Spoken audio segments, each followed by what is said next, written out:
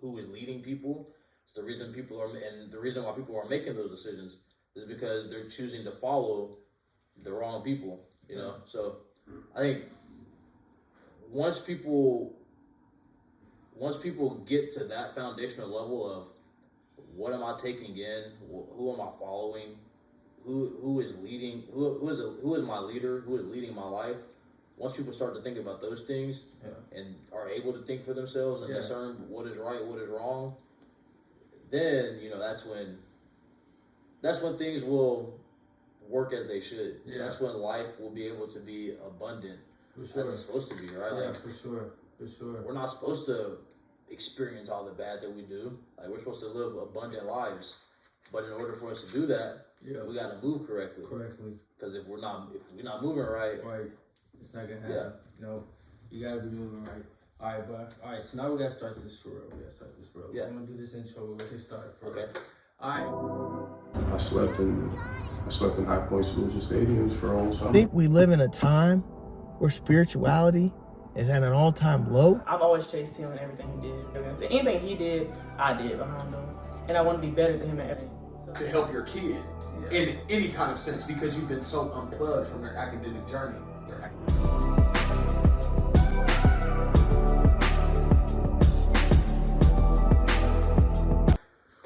Hello, everybody. Welcome to another episode of the Athlete Diaries. I'm here with my boy Colin. He's from Bowling Green, Kentucky. He played football at Warren Central High School. He's from where I'm from. Why I'm kind of from Kentucky. I claim it half the time.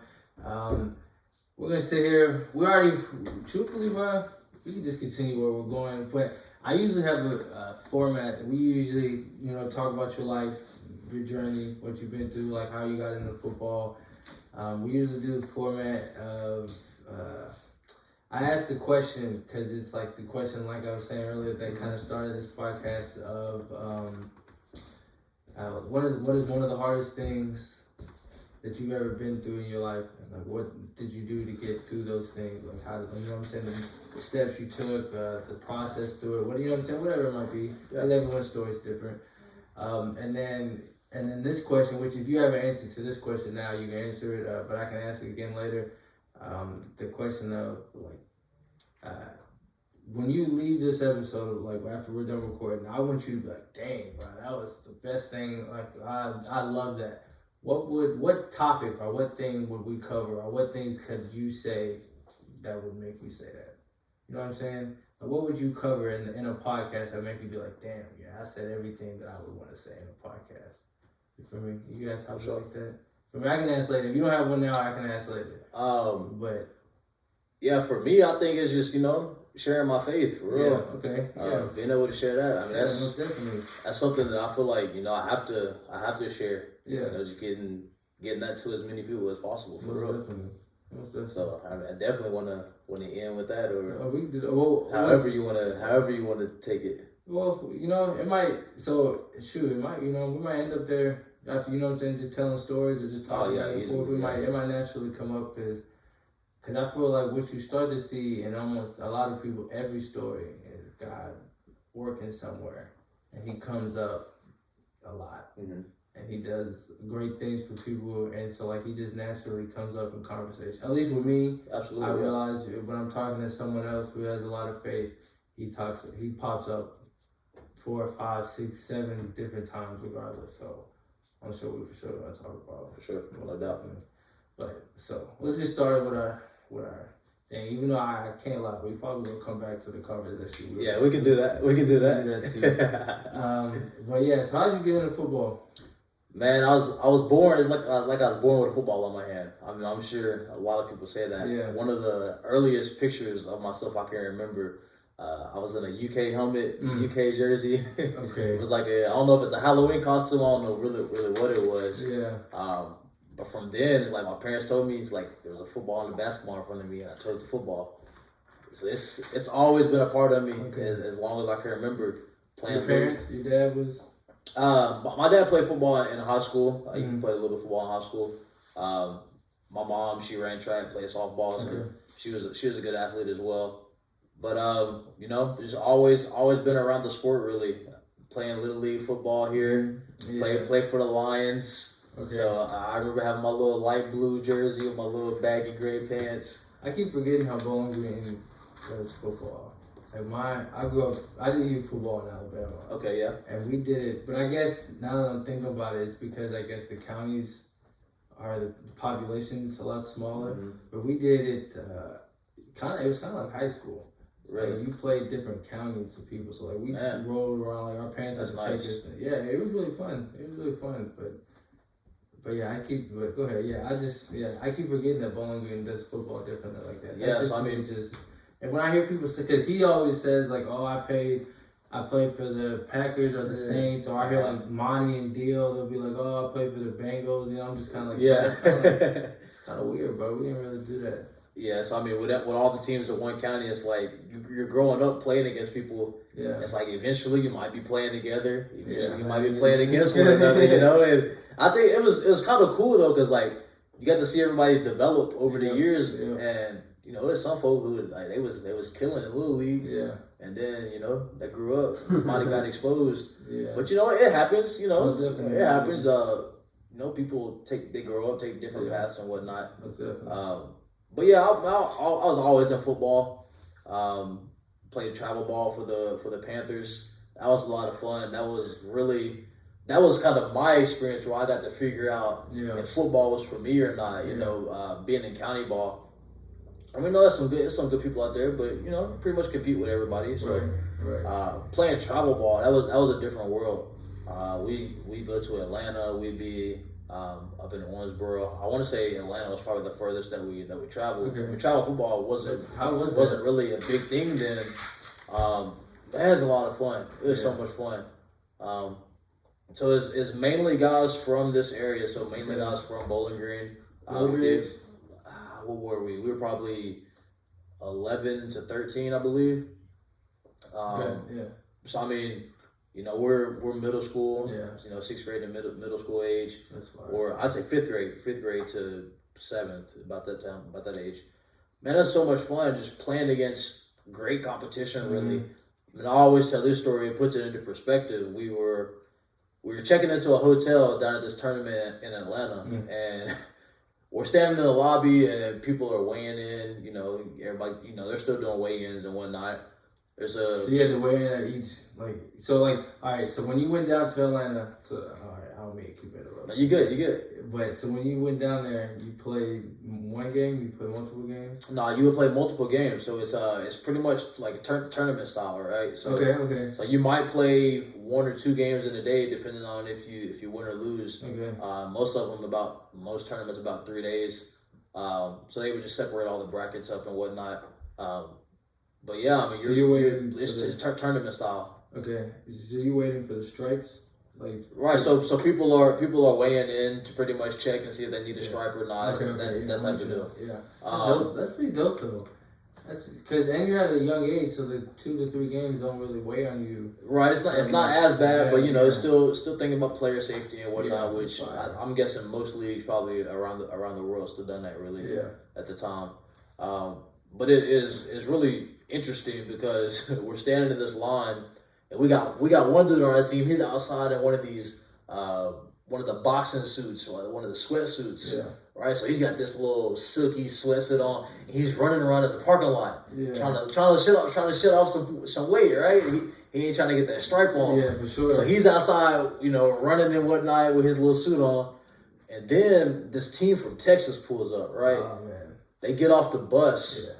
And they walk in the hotel. Like, pretty big dudes, right? Yeah. And we all the same age. We all, you know, 11 to 13, whatever. All right, that's cool. Buddy reaches in his back pocket and pulls out a water bottle and spits in it. This man is spitting tobacco. I'm like, bro, like, what is this? Yeah, like, this crazy. is totally different. Yeah, dude is like 6 foot tall, so, you know, easily 200 pounds. I'm like, dude is a monster. Like, this might be a high schooler at the time. Like, buddy might be, you know, a freshman in college. Man. It's like right then. It's like, okay, this is gonna be different. Yeah. You know, this is gonna be a real test. But I think that was just my moment in football specifically. I was like, all right, can you roll with these dudes? Like, but you embrace like, what you gonna do? Oh man, you got to. Like, you have to. You got to embrace it. I mean, otherwise you're gonna get exposed. You know, but just being there, being able to experience, traveling that far, going to the city, playing against that type of competition, really pushing yourself to, all right, this is what we got. This is what we're gonna do. This is what we can do. Putting on for even Kentucky as a whole. This is what we can do. It's a great experience, like you said. It's something that you gotta embrace. I mean, that time is gone. I'm never getting that back. So I'm glad I did enjoy it. As I was going through. So playing travel football, coming back, middle school football, high school football, and then going on to play college football at center. It was, football. It's always been near and dear to my heart. So I also ran track and cheered in high school. Okay. So people always ask me, like, what are you gonna do in college? And it was a dead giveaway. I'm like, if I got the opportunity, I'm playing football. And I had a couple schools reach out to me for cheerleading who were recruiting me for cheerleading as well. And I was like, I'd be straight up with y'all. I'm playing football, so this is a hard no from me. So you didn't even go through the recruiting process for cheerleading? Oh, it wasn't even worth it to me. I enjoyed it. It was a new challenge for me. Whenever I did start in high school. How'd you get into that? Yeah, so I started my sophomore year of high school. After football practice one day, the cheerleading coach, I want to say a couple cheerleaders, has come down and was like who wants to try this out? Yeah. So like at the time, like I'm in high school, I'm like, all right, we're gonna hang out with these girls. Yeah. Cheerleading, like, all right, let's make it happen. Like let's see what it's about. Yeah. So myself and a few other guys, we went up there and we ended up being good at it. So it's like, all right, let's stick with this. A couple of guys, Andres Robinson, Jacob Asher, they went on to cheer in college, cheered at Western. So, so it's like, hey, we were a real deal. I mean, and up until that point, Central had a couple of guys that had cheered, but it was typically just one at a time, one maybe two. But at this point, we had maybe 5 or 6 guys. So I mean, that really changes the dynamic of a cheerleading team and what they're able to do whenever you're able to bring in that many guys at once. I mean, especially us at the time. I mean, we were strong, good football players, and then we come up there and like, oh, we're pretty good at cheerleading too. So, like I said, it was a new challenge for us, and being good at that, it was a lot of fun. Absolutely. I was just talking to Dre. I'm gonna cover him too. So I like Dre. She's pretty cool. Oh yeah, he was. I mean, and playing football with him too. I mean, it was always fun. Us spending time around each other, and even our families being closer. It was. I love his mom. Oh yeah. I love. His mom. She's great. She's good people. Yes, but I love his mom. Yeah. Oh yeah, they're all a good family. So I mean, just definitely being able to even get closer with him in those times.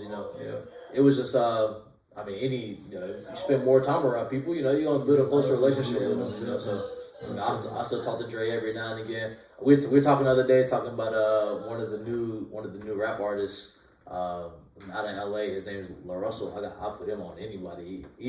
La Russell's like that? Yeah, La Russell. He's like that. I'll have to check him out. I haven't been into music lately at all. I've been on I've been preaching. So it's weird. So I've been on this weird it's not weird. It's kind of normal, or not normal. But a lot of people go through this. Entertainment does not entertain me anymore. That's fair. Yeah. It's gotta be educational. I love watching history documentaries. Yep. About literally everything, and I feel like that's why I'm such a conspiracy theorist. Because if you watch history documentaries of the things that they don't teach you in school, about Stalin and about how Hitler and the Nazis really took over Germany. You know what I'm saying? They didn't just wake up one day and just take over Germany. Right. You know what I'm saying? It was a plotted plan, made their way through the government to rise to the top of Germany. And it's just you feel me? So I just feel like that's why I get addicted to that kind of stuff, history stuff in general, or I just learn about psychology. I love to read. I love reading psychology books about the way human brains work and the way human nature works. So like I've been kind of off music lately. No, that's a good point that you make. I think a lot of people they aren't satisfied with where they are in life. It's like, what are you doing in your free time? Yeah. You know, or what you think is free time. You're like, what are you doing with your time? Right. Like, are you using that time to just listen to music, to watch a new show on TV? Yeah. Or are you taking that time to build yourself, you know?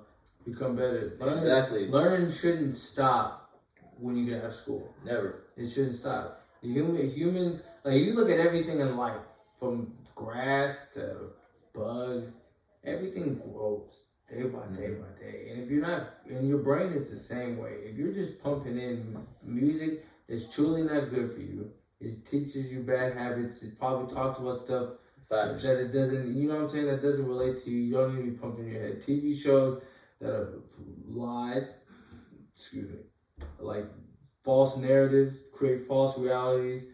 They're fake. You know what I'm saying? Like reality TV is fake. And I don't even mean just like Real Housewives or the Kardashians. Like I mean like from like Deadliest Catch to like all that stuff. Like it's fake. And people just sit there and if that's all you're consuming, and it's just that's not learning. Like you're not really learning anything in that. And your brain is literally made to progress, just like everything else in life. Like progression is the sign of life in general. Like, right. Like getting back to God. Like, you know what I'm saying? Like we are made on this earth for Him to progress, keep growing, become greater things. Like I love. So I was in a men's book club. Okay. We were reading the book, The Keys to Manifestation. Gotcha. And the book is talking about the difference between like why some people have a God complex. And I was telling the guys, because we go back and forth and kind of talk about what we read or whatever. And I don't remember it word for word, but how I interpret it is, God created us in His image, right? So to think, if He created me in His image, to think that I can't do some of these godly like things, so because that's what manifestation is, right? Like that is like a God. Jesus manifested almost everything. He spoke, things happened. Yeah. He spoke, things were created. For me, if you get in line with that, like we were talking about earlier, like living right, and you're walking right with God, manifestation is real. Yeah, absolutely. You speak things like into existence, like it can happen. Like, and so like I'm on a little bit of a tangent, but you know what I'm saying. It happens. So like to think like the word God complex now I think is like overused. Like I have a God complex. God made me in His image. Like I'm supposed to keep growing and being great and doing and helping others and doing all these things in His image. Like I posted the other day, I'm not trying to be the Lord, I'm trying to walk like Him. Trying to grow like Him. Yeah. Trying to keep learning to be like Him. And I feel like that's where a lot of people start missing, like wasting time and missing the joy in life. Because if you're just sitting there consuming all that stuff, but you're not finding, there's no joy in that. Like, you know what I'm saying? Like, there's no joy in that. You're wasting time. Like, you're just sitting there. Like, you're just melting your brain. You know what I'm saying? Like, when I be wild, I can't even get on social media no more. Like, I be weird off of it. Like, I wake up now, I don't get on my phone that much. Like, you know what I'm saying? Like, I wake up, I don't touch my phone for the first hour. Yeah. I put my phone down an hour before I go to sleep. And I'm just like, bro, because it's like, you can't keep consuming all that stuff all the time. You gotta start consuming anything. I don't even remember how I got here. I'm on a complete different tangent, but yeah. No, definitely. I mean, if we're not growing, I mean, if the brain isn't growing, it's doing something, right? So it's gonna die. Yeah, it's decaying, like you said. But I mean, we have to make sure that we're taking in good things. Yeah. And we have to make sure that we're building and being better. And like you said, is the music that we're listening to, is it actually beneficial to us? Are the TV shows that we're watching, you know, the videos that we're looking at on YouTube, when we have access to all of these things that could be producing good. How are we using it, and how are we taking it in, and what's it really doing for it? What is it really doing for us? Right. You know, and you know, a lot of these things are just distractions to keep us from growing and walking in Christ, like you said. So we're doing these things as opposed to doing what we should, and now we're not where we want to be because we're not doing what we need to be doing. It's really very simple. Yes. And it's like, oh, why don't I have, you know, people, everybody likes money, and that's what everybody wants, the money. It's like, okay, why don't I have it?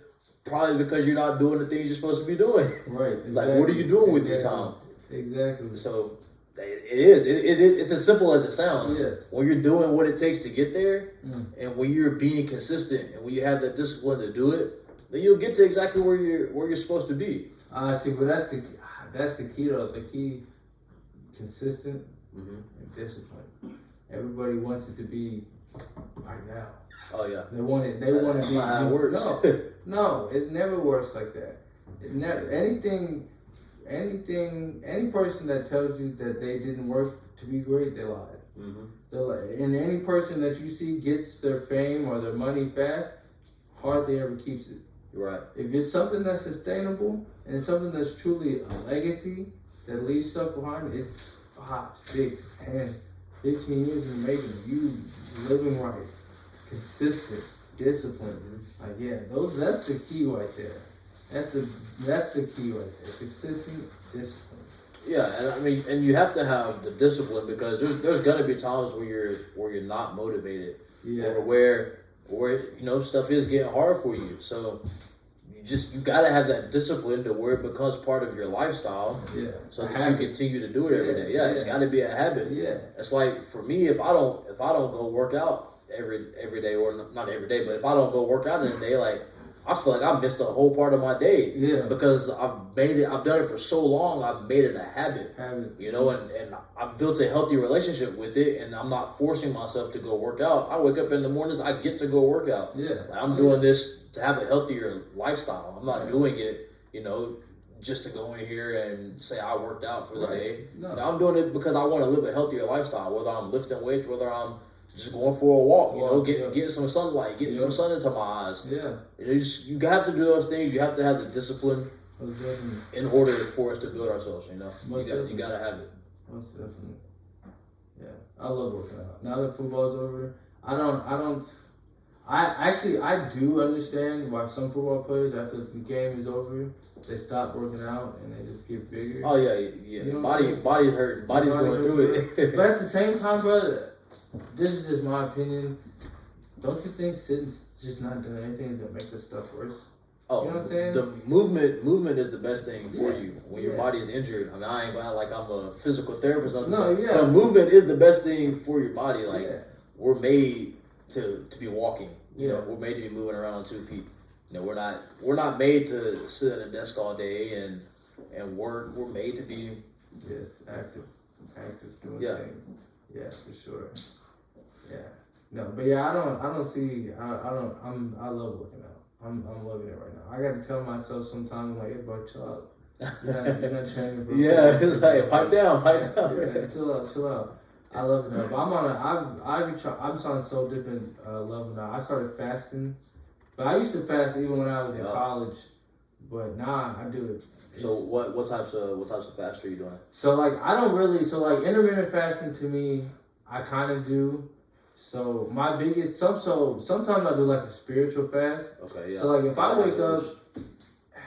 wake up and I'm like feeling, I don't want to say like depressed, but I'm feeling ungrateful. I feel like I'm taking things for granted.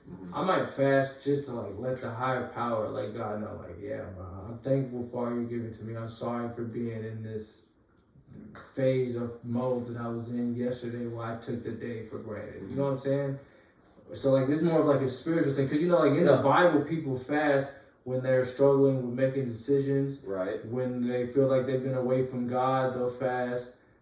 Just like different stuff like that. So like that's what it kind of is. Like I feel like I wasted the day, took it for granted, focusing on me. Yeah. So let me not consume what you put for me on this planet, because I took one day for granted. You feel me? So and like truthfully, bro, my body will do it without me even noticing. Like, it'll be a subconscious thing when that happens sometimes. Like, the next day, I'll sit there and my body just won't want to eat. Like, I'll cook food and I'll go to eat it. I'm just like, nah, I don't want to eat. Right. And it's just kind of weird. But then, like, intermittent fasting, like, I do that when I did that when I first started playing ball. I did that. I would eat. I did I ate for 6 hours. Okay. Like, so somewhere in there, I could eat 2-3 times in that 6 hours.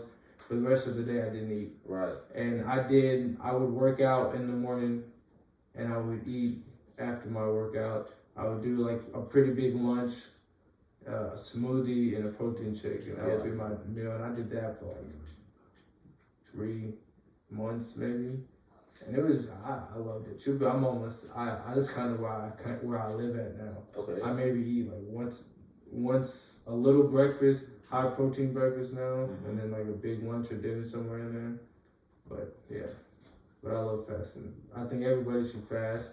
It's a completely overlooked thing that we need to do. Oh yeah, absolutely. And even when I do eat, I mean, I'm clean eating. I'm not eating fast food. Yeah. I'm not eating oily junk. I cut out like vegetable oil and all that stuff because that stuff's not good for you. I stopped doing pork. That was kind of a spiritual thing too. Okay. You know what I'm saying? Because, you know, it talks about, in the Bible, it talks about how, you know what I'm saying, pigs, they just consume everything. And then, like, the science behind pigs of, like, you know, they don't have sweat glands. Exactly. So all the toxins and stuff that they eat, they just sit. So I'm just kind of, I can't even eat ribs, bro. I can't. Like, no, that's understandable. I mean, you talking to somebody who doesn't eat meat at all. So. Oh, you don't eat meat at all? No, and I haven't for... That's 2 years now. I swear. How did that happen? So really, I started just kind of as a challenge to myself. I was like, oh, I'm gonna go vegan for a little bit, you know, just as a challenge. You know? Cold cut everything out. Oh, like cold turkey for real? Cold turkey, cut everything out. Oh wow! I done that for like a week. Okay. So I lasted. Probably could have kept it going. Yeah. And then I moved to only eating meat on the weekends. I haven't eaten pork for a real long time. I could cut out pork. I don't know. I was still in college when I cut out pork. So that's been it just being, it's not good.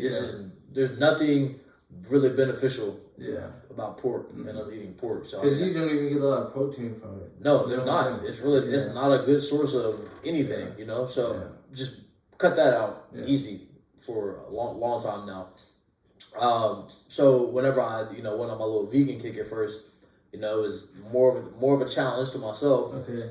Really felt the benefits of it immediately. Yeah. Felt the benefits of it, body cleaning and stuff out. And like, okay, I immediately have more energy. Mm-hmm. Healing faster. Yep. Not being as sick. Yep. Allergies not being as impactful. So really just all those benefits I started to see, and I'm like, okay, let me really get into this. So that's when, I moved to only meat on the weekends. And then eventually it was, I'm going to just eat fish on the weekends. Yeah. Finally, as I tell everybody now, I'm plant-based. I still consume a little honey. Mm-hmm. So, that wouldn't make me vegan. My clothes might have some leather. I might have some leather on my shoes or something right now. So I call myself plant-based. Okay. And really just because it's a healthier lifestyle choice. Yeah. But do you eat the plant-based burgers? Do you do that? It depends. Yeah. If I am, I'm eating the stuff that is extremely clean. Yeah. Not really the modified stuff. Yes. Okay. If it's I don't want to throw any dirt on nobody's brand or nothing, no, but we know exactly who they are. Yeah. But it's like, by the time you're doing all that stuff to the food, like, I might as well go eat a real burger, Most definitely. But for me at least, because again, I'm not doing it necessarily for animal activism, that type of deal. You're doing the cleanse, but I'm doing it as a health thing. Yeah, for sure. But just really, like you said, just trying to eat cleaner, treat the body right. Again, it's like whatever I'm putting in, that's gonna affect the way that my brain's working. That's gonna affect my quality of life. So why would I not want to do better. Yeah. And it's another one of those things that, like we said earlier, it really comes back to being disciplined. Yeah. Because I'm not gonna sit there and say I'm going to eat with some friends sometimes, and Yeah. I'm looking at their food, I'm like, Yeah. dang, that burger looks good. Yeah, Like, for sure. you know, so I mean, it comes back to discipline. I'm like, Yeah. okay, what are my goals? Yeah. Let me reach back. Why am I actually doing this? And I'm like, I bet. For You sure. know, so For sure. yeah, I've been doing that for a couple of years now. Recently, I just started intermittent fasting again. Man, it's helped my clarity so much, really, in a lot of different aspects. Yeah. So whether it be work, whether it be stress levels, or just making decisions in my personal life. Again, I started that just kind of as a health thing. I'm the type, I do a lot of things to experiment with my body or whatever, just to see how I'm gonna respond, how it makes me feel, that type of deal. So I really started it as like a health thing, but I've also seen how it has been beneficial to me spiritually as well. I mean, I'd be straight up. I mean, I'm a young man, like temptation is real out here. Yeah. And I think really during this process that I've started intermittent fasting again, I've definitely seen myself have more control, like more self-control, and really being able to, reach to the word, and when the world is trying to grab me. Yeah. So definitely, doing that is just how it's been extremely beneficial, and the connection that has to just your health. I think a lot of people read the Bible and the things in it and like to try to disprove it, but they also don't look at how how the science that is man-made and created supports what is in the Bible. So it's like whenever you are fasting, when you're going through a spiritual fast, it's like, yes, you have that time to get closer to God, right? And that's the reason for that spiritual fast.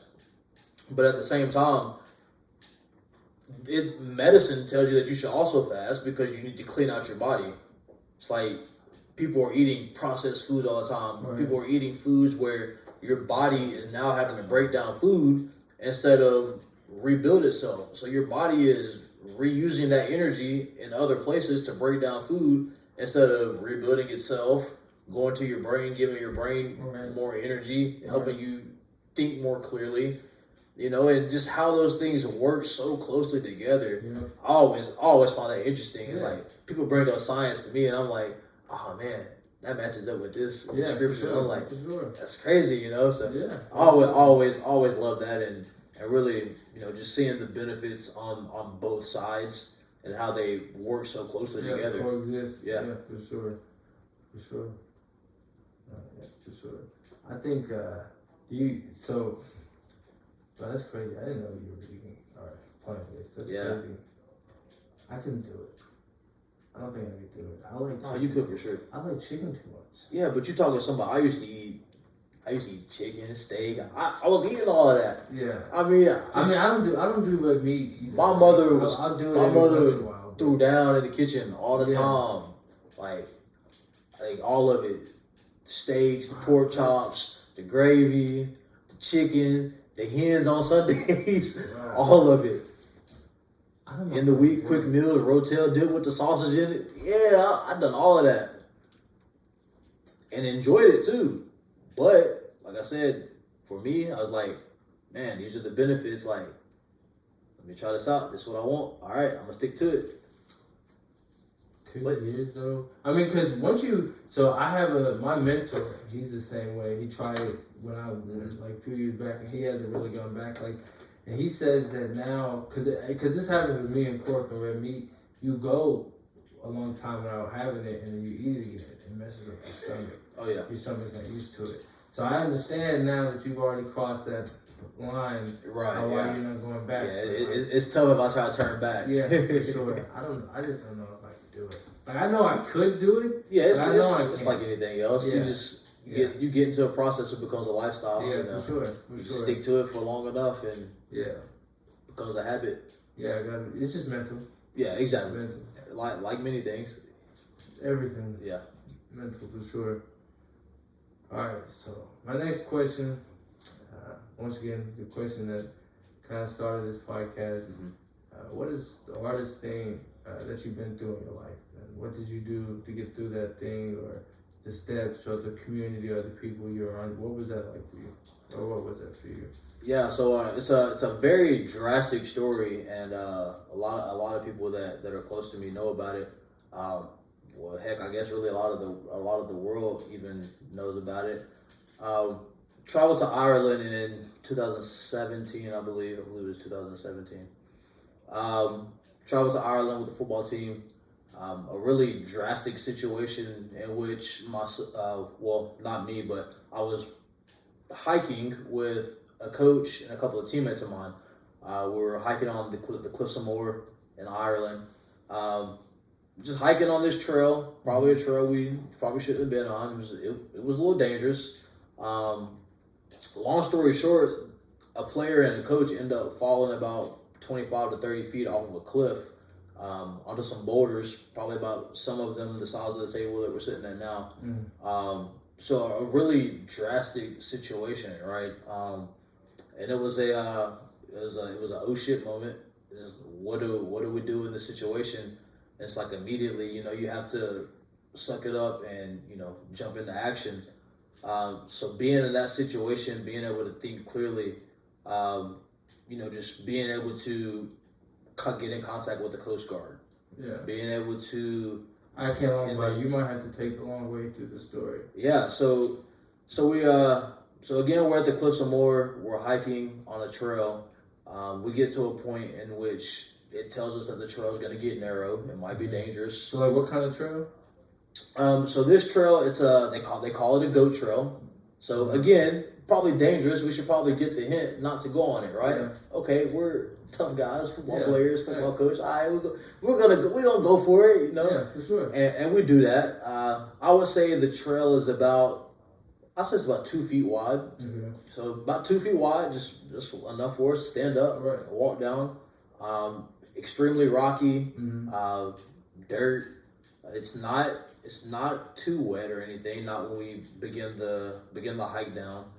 So at this point, I say this we're like a jungle, like a forest, like a. No. So it's actually just So I mean, we start at the top of a cliff. So really, I mean, these cliffs are. I say they're right next to some body of water. I'm not extremely familiar with the name of it. So they're next to this body of water. At the bottom is the shoreline. The shoreline's aligned with rocks. I mean, it's a straight drop off from the top. Yeah. Probably over 300 feet high. So we're walking down this goat trail, about 2 feet wide of a path for us to walk on. Extremely windy all the way down. I would say we could travel about 30 feet in front of us before you get to your next turn. Yeah. So a lot of twisting and turning to get down this goat trail, in every sense of the term, right? Because I mean it's 2 feet wide and a bunch of rocks that that are on this dirt path. It's passable. I mean there are people that hike regularly with the proper gear and that type of thing that they did or they do go down that path. So we're winding our way down, again close to a body of water, so that'll be important here shortly. And we make our way down again about 40 feet from the bottom, and there's an area of grass that has grown up.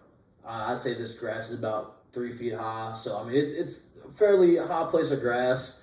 We're looking in it. We're trying to, see our way to get down to the shore at this point, which we can see the shore. We can see the water. We're a lot closer. We're to the point now where we can start to feel the water from, the water blowing onto us from the body of water that's there. And we get in this grass, and now we slide down. So we slide down to another flat area within that, close to the hiking trail. At this point, we slide down the grass. We're way off the trail now. So we stand up and we're on this pretty flat rock in relation to what we've been hiking down. I mean, we're at a pretty flat area, flat enough for us to stand on our 2 feet. But again, we are getting closer and closer to this body of water. So again, we slide down that patch of grass and we're on this rock. Well, this rock is even closer, or this flat rock area is even closer to the water now. So it's wet. So the coach is standing up in front of us. We're all giggling, having a great time, laughing, ha ha, hee hee, whatever. And now the coach is looking for a way for us to get down. Again, we're off the trail. He's trying to find a way for us to get down. So we're standing up. We're in a line. It's the coach, one of my teammates, myself, and then another teammate behind me. The coach is going forward to look for a way for us to get down somewhere. As he's stepping forward, he slips onto that rock. The rock is wet again.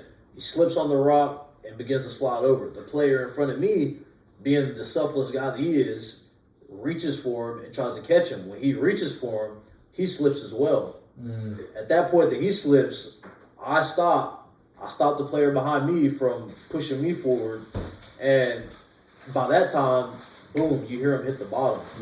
And you know, you hear these thuds at the bottom on these large boulders the size of this, some of them the size of this table, and it's like, oh, they're dead. You know, that's your first thought is that they're dead.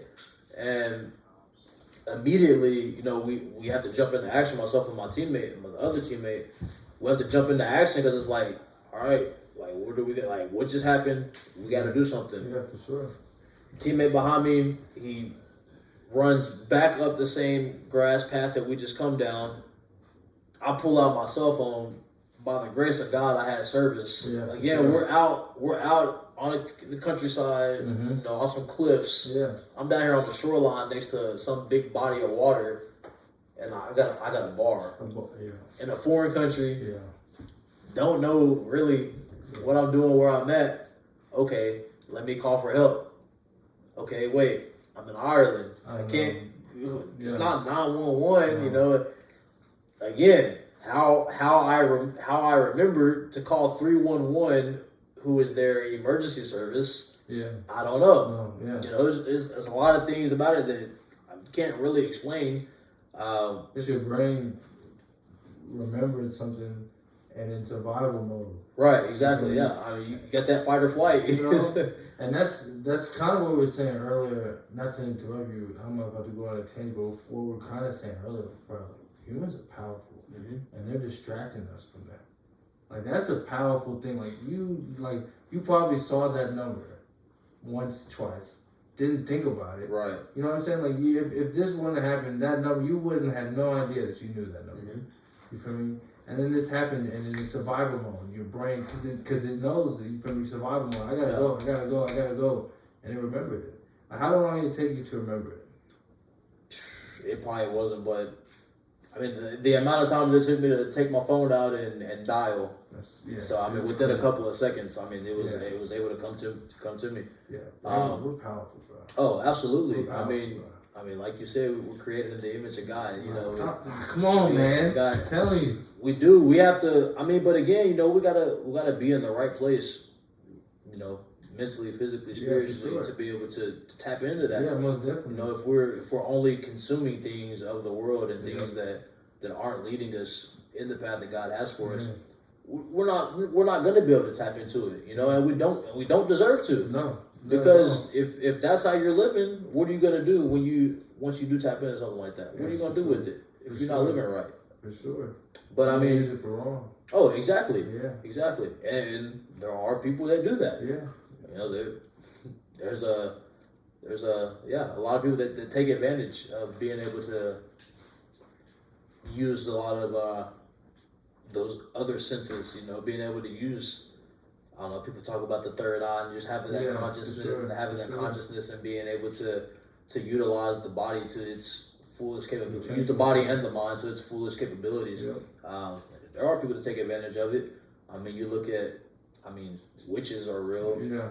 People casting spells and stuff. All that stuff is real. You know, people play about it, and joke about it and stuff. But I mean, we see it in movies. Yeah.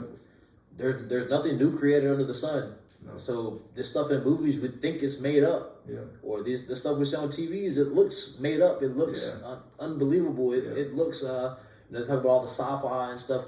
It looks unrealistic, but they don't realize all that stuff is real. You know, it's real. Somebody is able to do those things. Somebody is doing that. So I think that's why the Salem witch trials.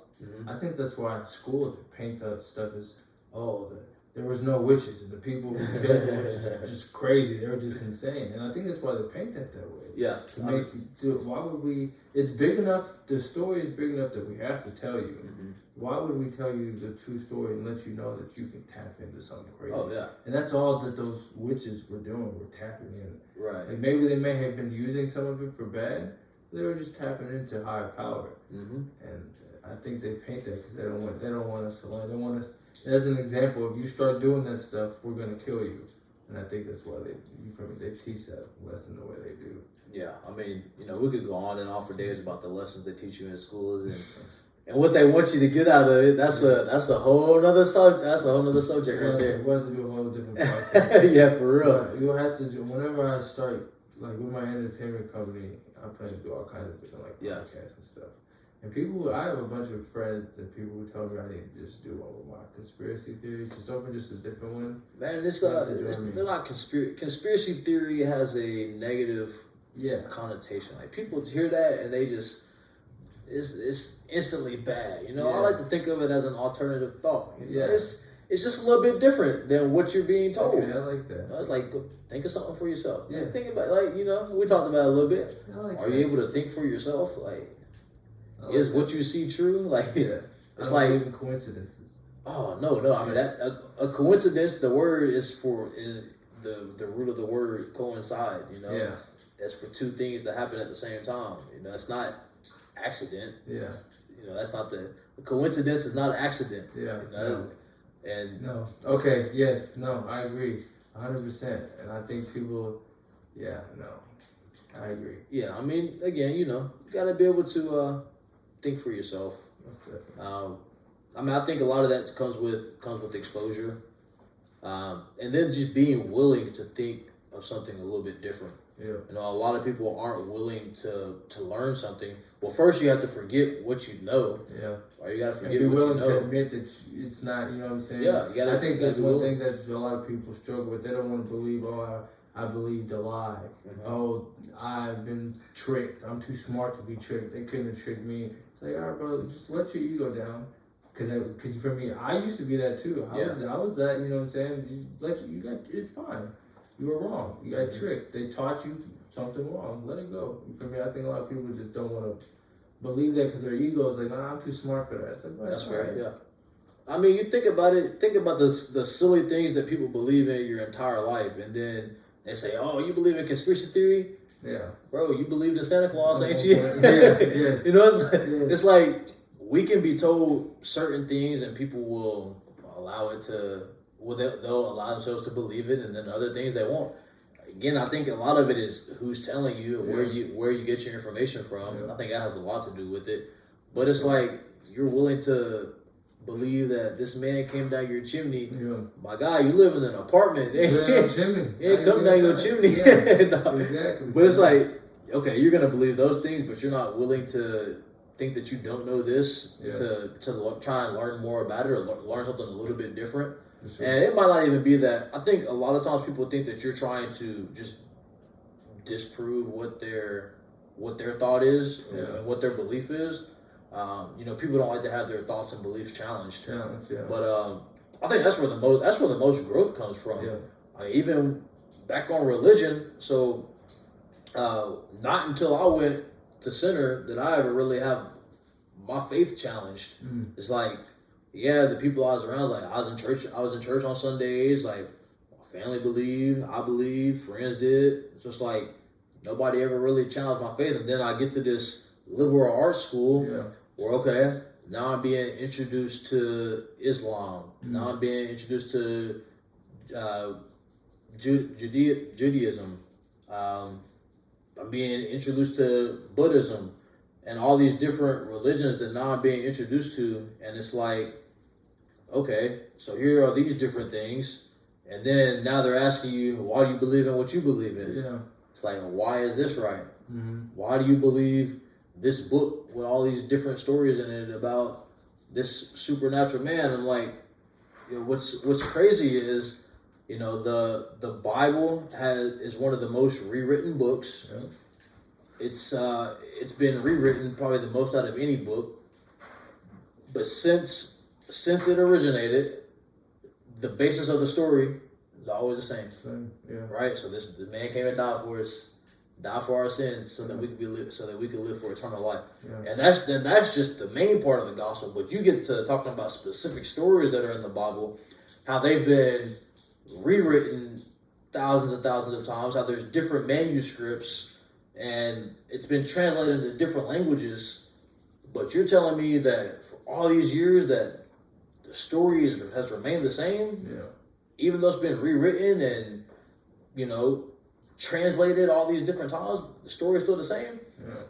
But really is like what I've grown to learn is, okay, the Bible is a collection of stories. Yeah. It's a collection of historical events, Mm-hmm. of a collection of supernatural events told, and told by reliable sources. Yeah. And it's about supernatural acts performed by that supernatural being, and those came here not just by the way of man, but by some supernatural power. Yeah. Right? So I mean, I think it's just really amazing just how, until your thoughts are really challenged, until your beliefs are really challenged, that's where that true growth comes from. Yeah. That's how you actually begin to understand and actually begin to know things, is when you are actually challenged in your thoughts and in your beliefs. For sure. No, most definitely. For sure. That's I try to when you have beliefs like that, it's good to, like you said, go get introduced to outside things, because it's in a sense going to prove yourself wrong. If you do it right, you'll probably end up proving yourself right. And if you don't, so for example, I say nowadays, if you believe something, you have a viewpoint, you're an ist, like an activist, feminist, whatever it is, whatever, you know what I'm saying, whatever. Okay. If you can't debate that, like, I don't debate. Oh no, I'm not going back and forth. Well, then you don't really believe that, because you can't challenge, you can't hear someone else's viewpoint and make yours back. You don't really believe that. You just heard it and, you know what I'm saying, read it somewhere. So the only way to truly stand true in your faith is to go out and, you can't be a Christian and just stay in your little bubble. Right. And I just believe in God. It's like, but you gotta go out and experience things and truly believe in it. And that's where my faith comes in. Or people ask me, like, why are you so, like, oh, did your parents teach you about God? Did you just follow because your parents? It's like, no, like, yeah, they introduced me. And that's my thing, like, with my son. I want to introduce him to God. Yeah. But he doesn't have to, if he becomes Muslim, he becomes a Muslim. For me, that's what his journey became. Yeah. That's what the higher power showed him. You feel me? But your faith, I'm going to teach him, you have to go out and test your faith. Like, like in the Bible where he says, what's the story? Man, I'm going to lose it. The story where the dude, he challenged God. That's not what you do. That's not what I'm saying. When I say test your faith, you don't challenge God. You don't go out and jump off a cliff and hope God's going to save you. Right. You know what I'm saying? You don't do that. But you go out there and you push yourself to the limits of what we were saying earlier. Maximize your brain. You go out there and you go learn about like me personally, I've learned about Muslim, I've learned about Buddhism, I've learned about Judaism, I've learned about these things because I'm interested. I've seen how they all kind of correlate together. Right. In the baseline. Like if we look at like just everything all in together, they kind of all have the same purpose. Right. Be a great person, give back to others. Like if we look at the story of Jesus dying on the cross, if you want to say, well, why would he come back to life, whatever, that's not, that is part of the point of the story. The whole point of the story is my man gave up his life for everybody. Perfect life, yeah. You know what I'm saying? That's the point of the story, is you're put on this planet for other people, not for yourself. Yeah. And that's what almost every religion baseline teaches. Like obviously radical people turn and use it for their own. There's always radicals And everything. And so you have to go out and test your faith. And I think I get excited when a new test comes and I realize I'm gonna have to lean on my faith. I'm kind of like, oh yeah, let's bring it on. Me and God, yeah, let's bring it on. Let's go. Whatever, you know what I'm saying? Whatever it is, that's where I'm at now. At 24 years old, I'm like, whatever it is, I got I'm good to go. Yeah. So, but yeah, continue on your story. You had to call 311. Yeah. So call the emergency line in Ireland. Communicating with the police first. The police finally connect me to the Coast Guard after telling them what's going on. And when I tell them, they're like, somebody fell off a cliff. Like, they're thinking the top of the cliff. And I'm like, no, we're at the bottom. Like, we're towards the bottom. So then they're like, okay, where are you? By this time, I've got back up to the trail. I've got my eyes on, the player and the coach that fell. And they're like, where are you? I don't know. We were hiking. We were on a cliff. There's rocks. There's a rock in the water. There's a big rock in the water.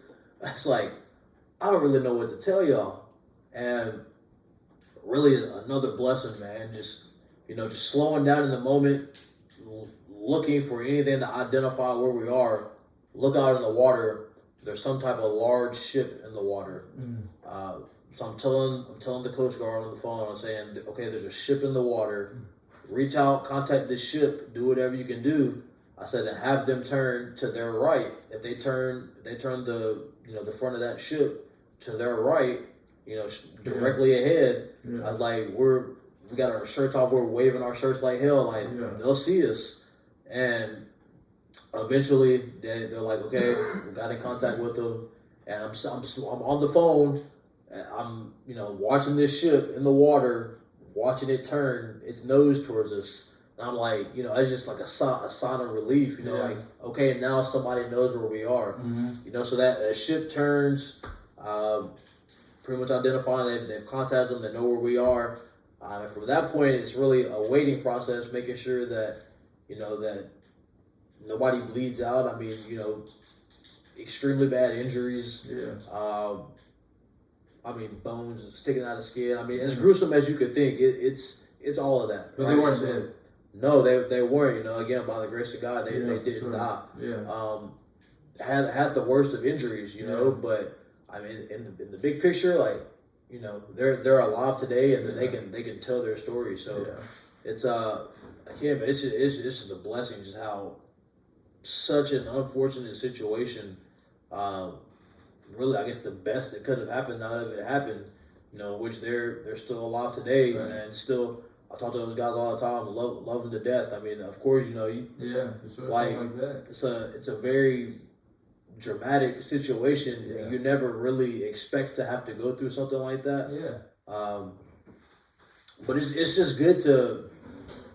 I don't know. You can never really prepare yourself for that level of adversity or something. But it's good to be able to handle it. We're at center. We said attack adversity. It's very cliche, but when you can attack adversity, I mean, it's going to come in all shapes and forms within your life. Whether it's something as dramatic as I said, or whether somebody's watching this video on YouTube, they drive home while they're driving home, they run out of gas. Yeah, I mean, adversity comes in all shapes and forms. So. Whatever that looks like, it's like, how can you handle it in that moment? What are you going to do? Like, do you lay down and give up? Or do you go attack it? Do you fix it? Yeah. And, get ready to see the brighter picture at the end of it. So, but yeah, that's definitely one of, if not one of the toughest things that I've ever had to experience. Outside of that, man, going to college, man, I had a huge reality check with myself in that first semester. Oh yeah. Yeah, it was tough being a student athlete. Yeah. So going through that was pretty tough. That definitely turned a boy into a man. Did you start did you ever like switch degree fields, or did you choose one and you studied through the whole So when I went in, fortunately enough, center, they do something where you have to get all your gen eds out of the way. Okay, they won't allow you to declare your major until your sophomore year. Okay. Fortunately, they have that structured the way they do. I thought I was gonna be a physician's assistant when I went in. Have my chemistry classes. I was like, yeah, this ain't for me. I got into those science classes. I was like, yeah, this ain't for me. Changes the game. But I mean, I was always good with numbers, so I went the economics finance route. But I mean, still, yeah, just having those challenges and, going through a high school, didn't have to study too much. I mean, I had to do some work in some different classes, but just being able to manage, like we were talking earlier, like even though like us being Division III football, like at whatever level of football you're playing, like they expect the most out of you, right? So learning how to manage my time, and it might be nights I'm up to 1, 2 o'clock in the morning. Oh, I got 5 o'clock workouts. Like, well, let's gotta see it through. Still got things to do. And then be awake in your 8 a.m. class, right? Yes. But it's like you gotta figure things out. It's like, okay, maybe I need to schedule me a nap. About 3 to 4 or somewhere. So it's like just being able to manage time and really, just being more responsible and being able to handle the adversities of adult life now. It's never the same challenges. They're never the exact same. Yeah. But being able to just reach back on those past experiences and some of those lessons I learned, it definitely helps tremendously now. And I mean, I'm grateful that I had the opportunity to experience all of that. Looking back on it, I can say that, of course. Yeah. When you're in the storm, hindsight is 20/20. I can look back at it and just like, all right, I'm glad I went through that. But being in the mix of the storm, it's a lot different. But all those things happen for a reason. So I mean, you gotta embrace every moment. We're going. I think I posted that today. I said, you gotta embrace every moment because tomorrow can be gone. It can be gone. The sun's gonna rise, but that don't mean we're gonna see it. Yeah, most definitely. Again, it sounds drastic, but that's reality. Yeah. That is what it is. Yeah. So it's like we have to be able to enjoy every moment and make the most of it. Try to find a way to enjoy it. Yeah. Try to find a way. Yeah, or at least find the good in it. Yeah. Every situation there's a lesson. Every situation you can pull something out of it and still be positive from. But I mean, truthfully, that's a skill that has to be taught. Yeah. Like, you have to teach your brain not to see the negative. Mm-hmm. You know what I'm saying? Because your brain is naturally going to do that. But it's kind of, so like, for example, like this conversation of like your bitch voice, like your man voice versus your bitch voice, or your woman voice versus your bitch voice. I'm at a point now, like for working out, I don't even give my bitch voice a chance to communicate. Like, as soon as it says something, I do the opposite. And I get myself in some trouble sometimes because I get on the treadmill and I'll run on here for 10 minutes and then I'll do 15 because my bitch voice said I was tired. You feel me? So I got to set limits on myself. Like, I'll be like, all right, you only go 1 extra. Like, if I'm going to do 5 minutes extra, I don't end up doing 10 minutes extra. Right. I only do the extra 5. So if I'm going to do the 10, I'm going to say I'm going to do the 10 the first time. You know what I'm saying? So like, but I don't even give my bitch voice the chance. The negative thoughts, I'm the same way. Like, as soon as they start creeping in, I do something to alter or change my situation that I'm in. Right. I don't even give it a chance. But that's a skill. That's something that you have to develop. And once again, it keeps coming back to this.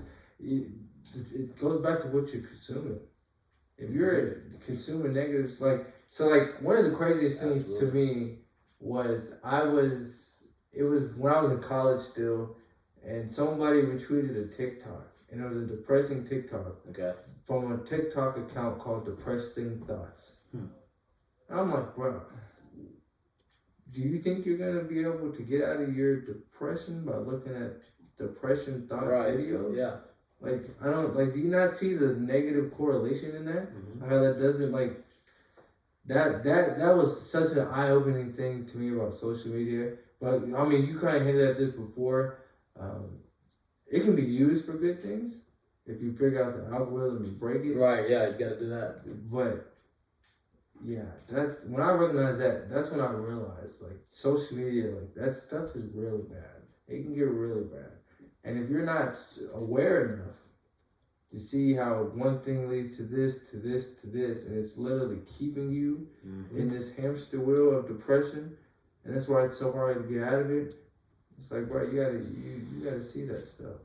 Yeah, I mean, you gotta think how we're wired to be.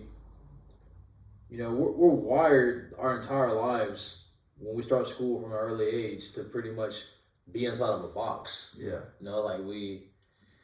we go to the bus stop, we get to school, we go through a line in the cafeteria, we go through the lines to get our lunch, walk in lines to get to our seats. Okay, we're sitting in class, we have to sit here, we have to be still. Yeah. Everything you tell us is right. Yeah. Why? Because you said so. So you're always right. Yeah. It's like, okay, I can speak when you tell me to speak. I do this when you tell me I can. And while there are good things about that type of structure, it also makes us extremely dependent the rest of our lives. And it kind of gets us into this cycle of, okay, I'm going to go to work, I'm going to do what I'm supposed to do, I'm going to go home, I'm going to eat, I'm going to go to sleep, I'm going to wake up, I'm going to do it again. I'm not going to... Yeah, okay, I'm on my phone, here I am, I'm scrolling, I'm stuck in the rabbit hole and the hamster wheel, like you said, the algorithms got me. This is what I'm supposed to do, boom. So we have to rewire our thinking and our habits and what we do on a daily basis. You know, we have to change those things up. Otherwise, we're gonna stay in the exact same spot that we are. Again, people don't like where they are. Change what you're doing. Yeah, for sure. Yeah.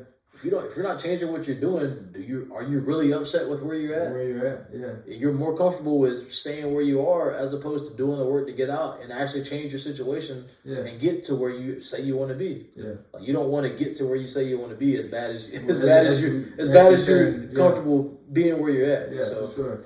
I mean, I tell people, if you look at your life, if you're in your 30s and you're unhappy with your life, look at what you did in your 20s. Your 30s is a reflection of what you did in your 20s. So if you're uncomfortable with it, you better not be doing the same thing you were doing 10 years ago, because then your 40s is going to literally look just like your 30s did because you did the same thing, right?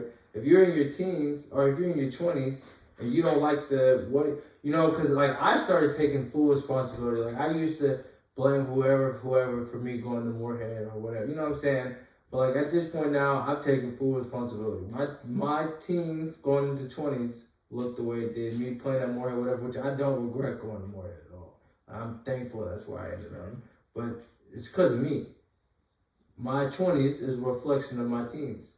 I didn't fully execute when I should have fully executed. I didn't take advantage of opportunities. I didn't whatever. It's because of me. And I'm going to make sure my 30s looks a lot different than my 20s did. Like, I'll be damned if they look close to the same. You know what I'm saying? I lost my point. But you gotta compare your life. You can't keep doing the same things over and over again and think you're gonna change your environment. I think you're gonna grow. I think you're gonna become happy by doing the same things. And because also, like, another point, I was watching a movie and the person said the thing about leaving your hometown but you're not changing is you still go. It's like, well, come on, you have to be the one to change. You have to change your actions, your, once again, consumption, your movements, do things differently. You know, if you never tried working out before and you had all these issues your whole life, maybe try working out. You know what I'm saying? Like, try something. You just gotta keep trying new stuff. That's how I feel. Right. I mean, and then we have to become the change that we want to see also. Oh, yeah, tenfold. Whether, you know, not just personally, but people want to see change in the world, let's become that change, you know? And like you said, just caring about people and really loving people. It's like when you can have and show that true love, like, one, it's gotta start from within. So, like, get right with yourself, get yourself right, and then help others, love others. That alone, grab their hand, take them with you. It's gonna get others right, though. Oh yeah. You know what I'm saying? You getting yourself right will influence the people around you to get better as well. Yeah, like that alone. Yeah, and you never know who's watching you either. Yeah, right. You really have no idea. I mean, it's like I'll go out sometimes and somebody's like, man, I see you've been working out. I see you running around town, yada yada yada. I'm like, I'm just doing what I do, like, and you know, and people say it's inspiring and all those other things, and like, you know, I'm extremely happy for them, and you know, it's like, okay, now, what are you gonna do now? Are you gonna do more? What are you gonna start to do? And then at the same time, not just that, but how can I help you? How can I help you? Come join me. What can I do to help you? You know, and that's something that I actually just wrote down some goals for myself. And that's something I wanted to start doing. Is like, how can I help somebody every week? Like, what can I do to help somebody every sure. week? I want to be able to make myself available to be able to help somebody just achieve one of their goals or help somebody else get better, whether they're looking for physical guidance or spiritual guidance, whatever that may be. Like, I just want to help people, right? And I mean, that would bring me joy, you know. And I just want to. I don't know. I feel like that's a purpose for me. I need to be helping people in some way, you know. For sure, no, for sure. I'll tell you what, bro. We're gonna stay in touch. We got big, cause so one thing I'm doing is one of my best friends from college.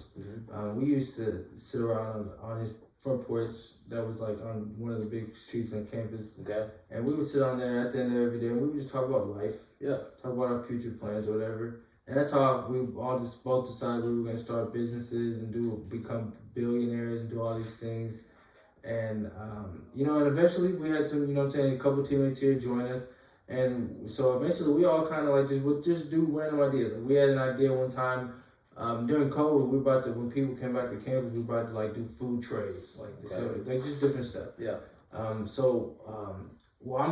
We decided to call the group PGB, and for Porch Game Business, that's what it stands for. And one thing that I want to do that I'm big on is helping people, and so like I want to build communities.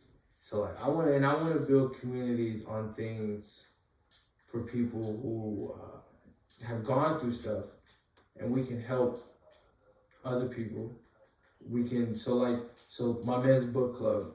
I eventually want to open that. It was private, you know what I'm saying. We had 15 people in it. Eventually, I would want to do that with the public.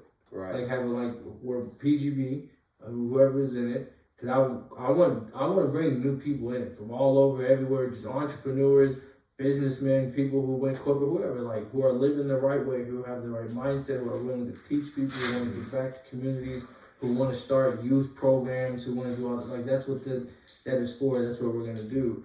But like our community, like I want to do like we read a book, you pay us $10. We meet once a week. You read these chapters throughout the week. We meet. We go over the book together as a community. You know what I'm saying, on Zoom or whatever, on a community. I want to do like a single parents community or like a young parents community. Prison, you know what I'm saying, jail reform community. Like you know what I'm saying. That's what I want to do, because we can't trust the system to do it. You feel me? And we can't sit here and act like we can sit here and be like, kids shouldn't have sex before they're married and blah, blah, blah. But it's like, they're going to do it. It's going to happen. We have to do things to help these people as they're happening.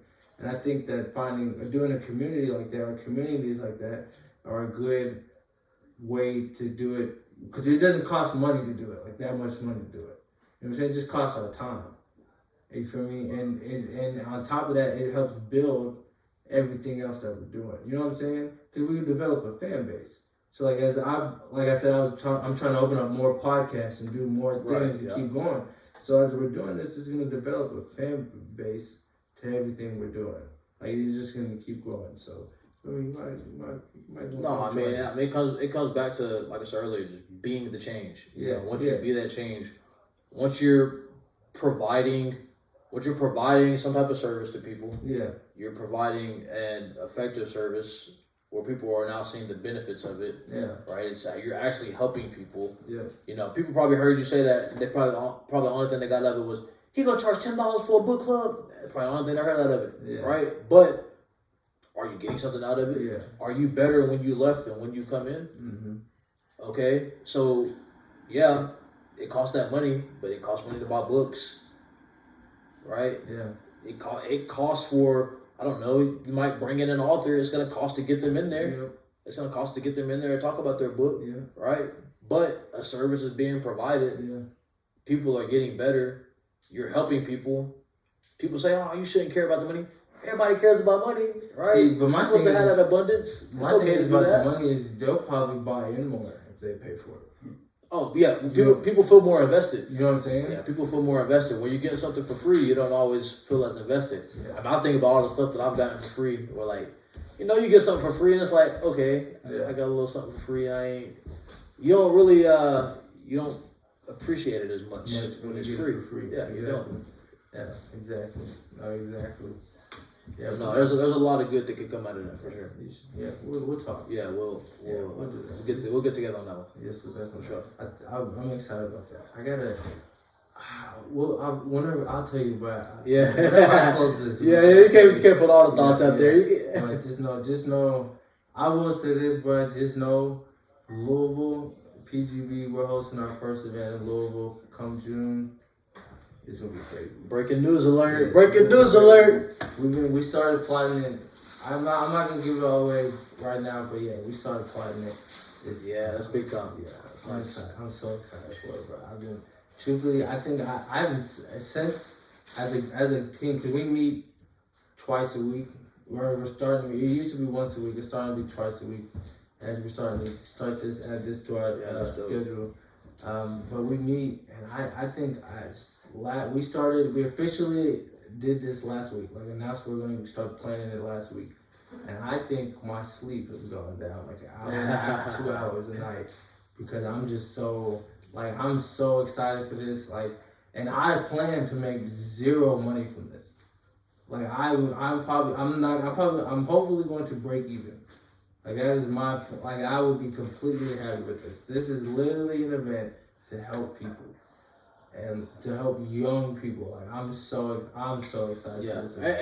And because you are helping people and you're going about it the right way and your heart's in the right place, good's gonna come out of it. Whatever that be, good's going to come from it. Most definitely. But Cam, did you check the time? Did you see the time on that? Yeah, it was about an hour 45. Yeah, well, yeah, that's about lengthy enough. But I appreciate you coming on. I enjoyed it. For having me. No, most definitely, bro. We'll have to do a part 2. We'll have to. I'm starting to do. I want to have 2 people on. Okay. You know what I'm saying? So maybe after I do one-on-one with Dre, have you both on together. Yeah, we can do that. Or we can do. I got a lot of people. I got some people. I don't know if you've seen any of my other episodes, but I got a lot of people. No, yeah, I'll check them out. There might be some people we might be able to sit down together with and just share some have a little round table discussion. Because that's what I really want to start doing is bringing athletes together, and that's part of some of the other podcast ideas I have.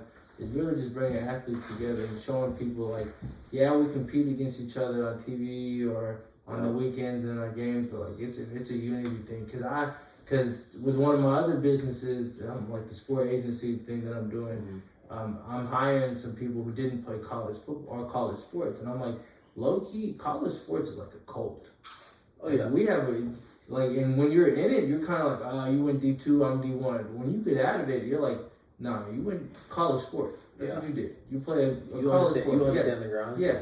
I don't care if you're NI, D3, FBS. Yeah, you understand the word. Yeah, period. It's a different life. Most definitely. And you when you graduate that, you feel me. You when you graduate from that, it becomes more of I don't care. Yeah, absolutely. The level you went to. Absolutely. Yeah, for sure. So, but yeah, I appreciate you coming, bro. We're gonna get a part 2. No doubt. It was great. Appreciate y'all watching. Make sure you subscribe.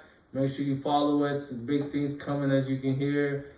Check out the other podcasts. Check out the new ones coming. Once again, please subscribe. Appreciate y'all coming.